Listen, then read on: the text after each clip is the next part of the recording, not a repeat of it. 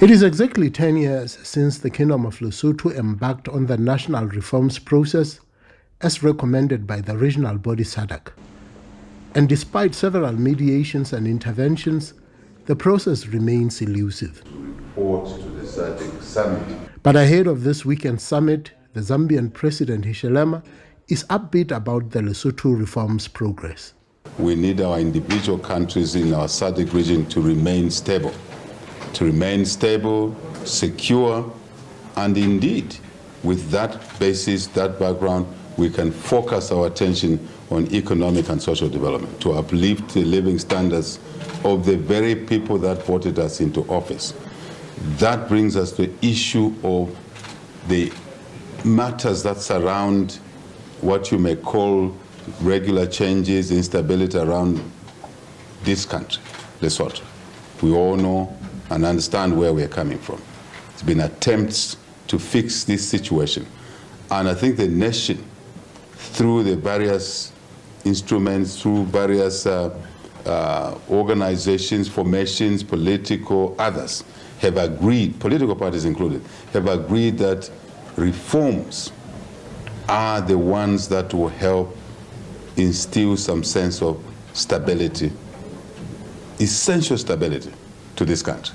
And having met all the key stakeholders, the President admits that there is still more work to be done to bring the role players closer to each other.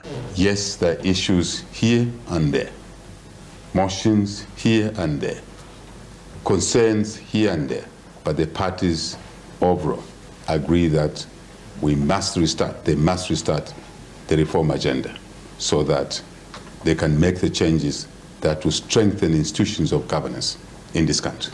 The opposition says while they are firmly committed to allowing the reforms process to go ahead smoothly, they are adamant that due processes must be adhered to and allow the Constitution to remain supreme.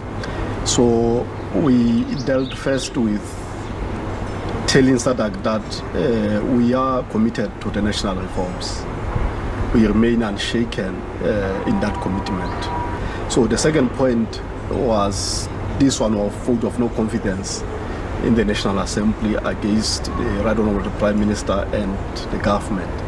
So we pleaded also that the government must actually permit the rule of law and obey the procedure, the parliamentary procedure, so that we complete all the processes and the person with the majority will have legitimacy to lead the government.